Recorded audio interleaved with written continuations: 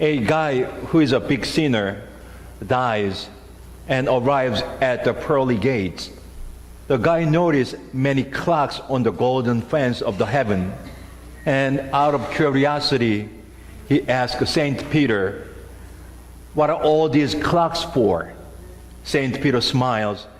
"They are clocks for every person in the world," he says, "and they tick one for each time you sin."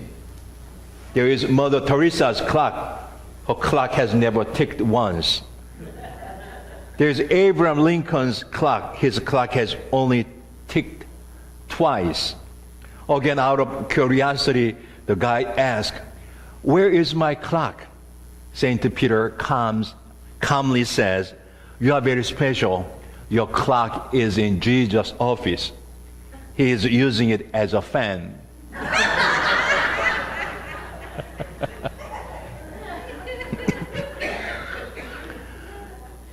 I hope that Jesus is not using mine as a fan in heaven. All human beings make a mistake, yet due to the grace of Jesus Christ, we are all forgiven, and we are all called children of God. Today, I would like to talk about grace in life. Around AD 400, Augustine wrote a book, Confessions.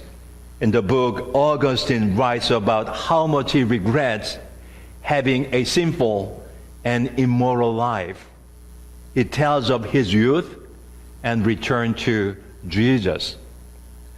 When I was reading the book, I was very impressed by his honesty. He tells about his mistakes and how he met Jesus Christ. The book always ranks among the great masterpieces of Western literatures. The book is considered as the first Western autobiography ever written and became an influential model for Christian writers throughout the Middle Ages. It still influences many Christians. If you have not read it, please read it, in particular the story of his conversion, his return to Christianity, then you'll be impressed. The scripture today is another autobiography. It is autobiography of Apostle Paul. In the story, Paul also expresses his life very frankly. Even he confesses his shameful mistake he made. He says that he persecuted many Christians and that he was even in the place of killing Stephen. He reveals his mistakes and faults to people in order to point out how amazing God's grace is in his life. He says that God's grace was so great that God accepted him and used him as an apostle. Because of the grace of God, he was able to have new life. Autobiography is a narrative of a person's life written by himself or herself. It's by nature subjective. The author recalls memories and rewrites his or her life stories. In particular, spiritual autobiography is an account of an author's journey toward God, followed by conversion. The author reframes his or her life as a demonstration of divine intention through encounters with the divine. I was a seminarian. One of the assignments in the class was to write a life story. I thought it was an easy assignment because I was confident. I knew my life well. Well, soon I realized my thought was wrong. It was one of the most difficult assignments in my life. Writing my own autobiography, I had to face with my previous struggles. I had to deal with my shameful mistakes I had made. I wrote it, I read it, and I revised it over and over again. Finally, I finished my life story and submitted it to the professor, but I was still unable to control my emotions associated with my life stories. Despite my submission, I read my paper over and over again. I thought I knew my life well, but while I was writing my own life stories, some stories in my life approached me with new emotions and with new meanings and new insights to me. Brothers and sisters, in the Bible, there are a variety of life stories, biographies and autobiographies. In a sense, I believe the Bible is an anthology of various life stories. There are around 40 writers in the Bible. Their lives were different, their personality was different, their occupation was different. But we can see a couple of commonality in them. First, they were not perfect. Second, in spite of human weaknesses, all of them wrote their life stories in light of God's grace. They confessed that although they were sinners, God's grace was so great that God loved them. They talk about grace in life. If you read Acts 22, today's scripture very carefully, you can notice there are two kinds of stories. Story of Paul and story of Jesus Christ. He starts with his own story, where he was born, how he was brought up, what kind of education he got. After that, he shares the story of Jesus Christ, how he met Jesus, how he was changed because of Jesus Christ. He starts with his own story and then tells about his story in relation to Jesus Christ. That is to say, Apostle Paul recreates his own story in light of grace of God. I believe life is like a journey of writing life stories. How much have you been written so far, and what do you want to write on your journal? It is you and I who are supposed to write our own life stories. No one else can do it for us. Why don't we keep writing spiritual autobiography? Then we'll realize there has been grace in our life. Paul and Augustine, both of them also confess that God has protected and guided them in life journey in spite of all the temptations, in spite of all the struggles they had. As Christians, we are storytellers. We are storytellers of our own story. We are storytellers about His story. Today, through this worship, we are writing another part of our collective autobiography of Emmanuel UMC. We are writing it together in light of grace.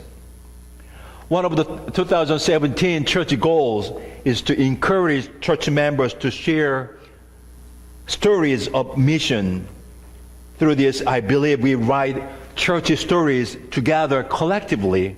We share our story in terms of God. I believe it is very powerful, inspirational, and spiritual. This morning, we have a time of mission moment. At 9 o'clock service, I already watched the mission moment, but it was very impressive. Youth members are sharing their thoughts and stories about Camp Hope. They did a wonderful job. I'm looking forward to watching it again. While listening the life stories of youth members, let us remind ourselves that we need to keep writing spiritual autobiography well, individually and collectively as the church. Let us watch it together. Hi, my name is Angela. Abraham Scotland. Victoria. My name is William O. My name is Sarah. Georgia. My name is Wilton Mo. My name is Becca. Camp Hope is in Frostburg, Maryland, and we work in the houses around Cumberland. We live in the Frostburg State University dorm rooms. We get up around 6 every morning. Alex comes and bangs the doors trying to get us all up. No, Becca gets up. Like, Alex pounds on the door, and then Becca yells at me to get up, but I don't. We get up around 6 o'clock in the morning. I get out of bed at 6:15. We get up around 6:15. We go to Frostburg United Methodist Church, and we have like a little devotional in the morning, and whatever church arrives there first, they're the ones who are first dismissed to breakfast. So you kind of want your church to get there first so that you can eat first. It changes each day. Like one day we got eggs and cereal and sausage. Next day it could be biscuits with gravy. Normal breakfast stuff, they usually have like eggs, they've had pancakes sometimes, bacon, sausage, they always have like yogurt, cereal.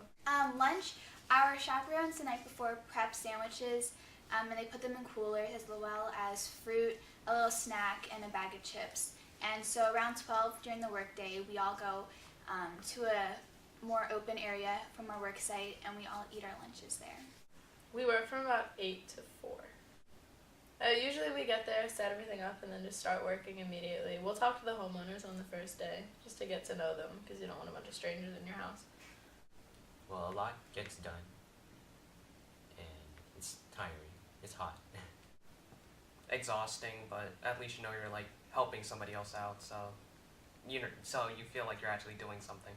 Last year, my group painted someone's house for an old couple that couldn't really do it themselves. They needed painting done in their bathroom, kitchen, living room, and dining room. Last year we helped a person who had a porch header who was like where the porch was about to like break down pretty much, like collapse on itself, and we didn't make it collapse on itself.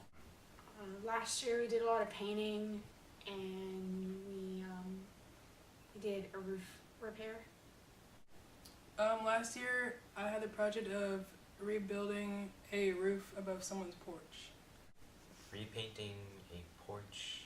Last year we helped this lady with her porch. We helped rebuild her porch and her roof.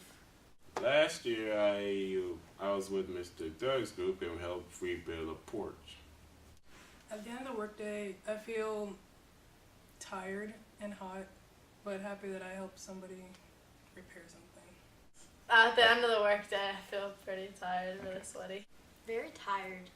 I just want to go to sleep. Tired. I feel very tired and sweaty and dirty. Tired, but it felt like you accomplished something that day. At the end of the workday, I'm pretty tired. I want to get back to the university and take a shower. Sit in my bed, just relax. Just lay down. Go to sleep. Go back to the dorm to take a shower. Take a shower. I want to go and take a shower. For dinner, we go to other Methodist churches in the area, and they will host dinner for us. Dinner is really good. This one church did cook up some nice fried chicken.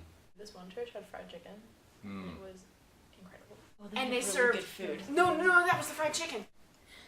There's a lot of fried chicken involved in the dinners. I can't help. Yeah, even the counselors are like, It this was is the best meal all summer. Really. We have this thing called Vespers every night, which is basically each church leads a mini prayer service for the rest of the churches. In the evenings, we go to a youth group sometimes, or we just hang out with the other churches. The evenings depends on what the theme of the week is and what the theme of the day is. So there would be an activity for that theme.